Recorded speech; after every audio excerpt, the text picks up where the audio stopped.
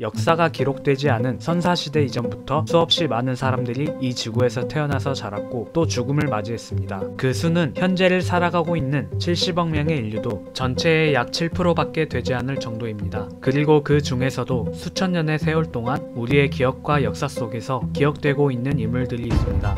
이들은 모두 인류사에 큰 공헌과 업적을 남긴 인물들이며 우리가 그렇듯이 이들은 모두 살아있었을 동안 수십에서 수천 년 후의 미래를 상상해보았을 것입니다. 하지만 그들에게는 잘 와닿지도 않을 정도로 너무 아득히 오랜 시간이었을 것이고, 그런 현세를 살아가고 있는 저희 입장에서 그런 인물들이 과연 현재 시대를 잠시 동안이라도 구경할 수 있는 기회가 주어진다면 어떨까를 상상해보았습니다. 일반적인 사람들보다 일찍 세상을 떠난 이소룡은 정말 인생을 불꽃처럼 살다 갔다는 말이 잘 어울릴 정도로 무술계에 크나큰 공헌을 남긴 인물입니다. 그가 남긴 절권도라는 무술은 철학적 깊이가 매우 깊었고, 반대로 당시의 중국 무술은 맹목적으로 정해진 틀과 멋에 너무 치중한 나머지 실전성과는 거리가 너무 멀었습니다. 이러한 중국 무술에 의구심을 느꼈던 이소룡은 마치 하나의 진리처럼 여겨져 왔던 중국 무술의 거대한 틀을 과감히 부정하고 자신의 무술 철학을 주장했습니다. 그는 당시 존재했던 무술들을 하나하나 접하며 무술마다 갖고 있는 고유의 장점들을 뽑아내었고 하나로 만들어 절권도를 탄생시키게 됩니다. 현재 우리가 알고 있는 MMA 종합 격투기 또한 이 절권도가 시작이며 각 무술마다 한 가지로 일관된 움직임만을 추구해왔던 과거의 무술들에서 벗어나 종합적인 무술이 대세가 된 것은 결국 이소룡의 공이 큰 것입니다. 그 이소룡이 현재 시대로 건너와 현대의 무술 문화와 자신의 업적을 바라보는 현대인들의 시선들을 체험하게 된다면 자신의 철학이 절대 틀리지 않았음을 다시 한번 기쁜 마음으로 확인하고 돌아갈 것입니다.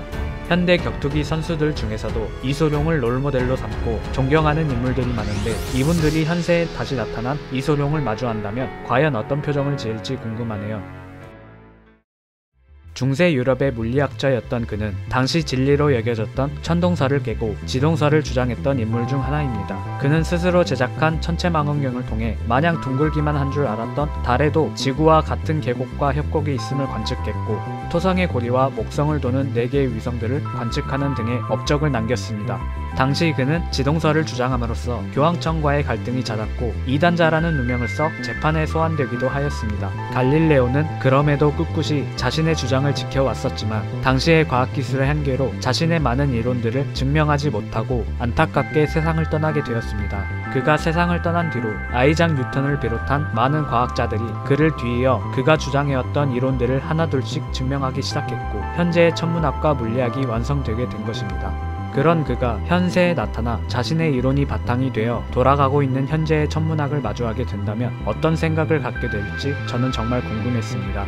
현재에는 목성과 토성 같은 행성들이 속한 태양계도 은하라는 집단에 속한 세계이며, 이 은하 또한 은하군이라는 집단에 속한 세계이며, 은하군 또한 은하단에 속한 아주 작은 세계였을 뿐이라는 사실을 밝혀내고 증명을 하였습니다. 이러한 사실들과 함께 인류가 달에 다녀왔다는 사실, 지구 상공 400km에는 인류가 만든 우주정거장이 공전하고 있다는 사실, 그리고 그가 발견했던 위성 중 하나인 유로파에도 생명체가 존재할지 모른다는 사실, 우주가 팽창하고 있다는 사실, 이 모든 것들을 그에게 이야기해주고 이 사진 속 점이 지구라는 사실을 알려주면 그는 과연 어떤 표정을 지을까요? 상상만 해도 마음이 벅차고 들뜨기만 합니다. 현재 제가 하고 있는 말을 한글 자막으로 적고 있는 것도 모두 세종대왕이 한글을 창제하셨기 때문입니다. 만약 세종대왕 같은 위대한 업적을 남긴 왕이 우리나라에 없었다면 우린 현재에도 한자를 사용하고 있을지도 모를 것입니다. 세종대왕은 한글뿐만 아니라 올바른 정치와 선진적인 문화를 발전시키는 데에도 큰 공헌을 한 참된 왕이었습니다. 지금 우리가 왕권주의에서 벗어나 민주주의 속에서 자유로운 삶을 누리고 있는 데에도 세종대왕의 영향이 없지 않을 것입니다. 그런 그를 현세로 다시 불러와 우리나라가 살고 있는 모습을 보여준다면 과연 어떤 생각을 하게 될까요? 우선 같은 민족끼리 다투어 분단되어 있다는 사실을 아시면 크게 상심하시겠지만, 그럼에도 선진국 못지않게 발전해 있는 우리 민족을 보며 기특하다고 생각해 주실 것입니다.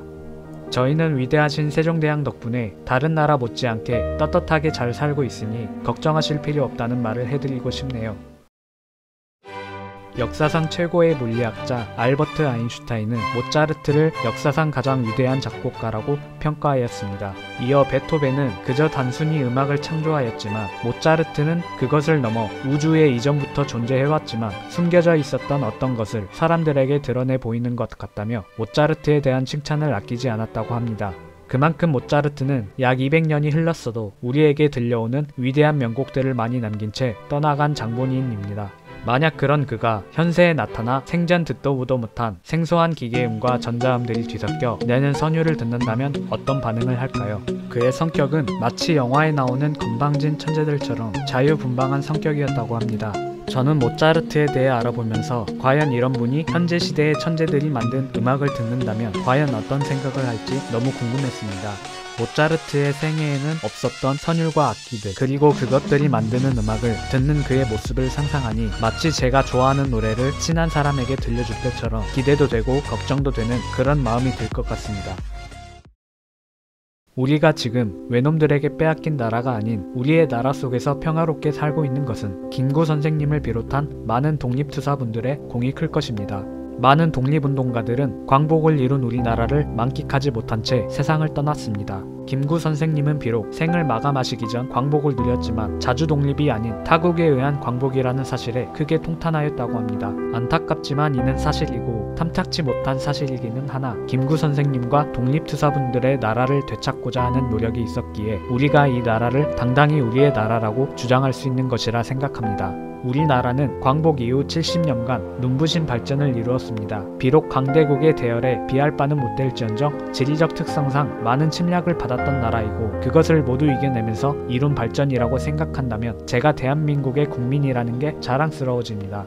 만일 김구 선생님을 이렇게 발전한 현재의 대한민국으로 모셔와서 현재의 대한민국의 모습을 보여드린다면 어떨까요? 기와 지붕을 벗어나 세계에서도 손꼽히는 높이를 자랑하는 빌딩이 세워져 있는 일본 놈들 저리 가라 할 정도로 성장한 우리나라의 모습을 보여드린다면 어떤 생각을 하실까요? 김구 선생님은 구두나 정장 같은 신문물을 좋아하지 않으셨고 우리나라 고유의 것을 중요시하는 분이었습니다. 때문에 상당히 미국과 닮아있는 한국을 보면 썩 마음에 들지는 않으실 것 같습니다. 하지만 한편으로는 그래도 적어도 굶지는 않고 잘 살고 있는 우리 후손들을 보며 그래도 자신의 노력이 헛되지는 않았구나 하시며 안심하고 뒤돌아가실 것 같습니다. 왠지 그의 성격상 우리들에게 밥을 먹고 다니라며 아버지같이 푸근한 말을 남기시고 가실 것 같네요. 오늘 영상은 여기까지입니다. 사실 오늘 주제는 제가 정말 어려서부터 마음속으로 상상하고 또 상상해왔던 주제인데요. 훗날 제가 소설이나 만화 같은 것들을 그린다면 역사 속 위인들이 현세에 등장하면 어떤 일이 벌어질까를 주제로 놓고 작품을 만들어 보려고 했었습니다. 그냥 스쳐가며 했던 생각들이었고 이렇게 다른 방식으로 풀어놓게 되었습니다. 아무튼 끝까지 시청해주셔서 감사합니다.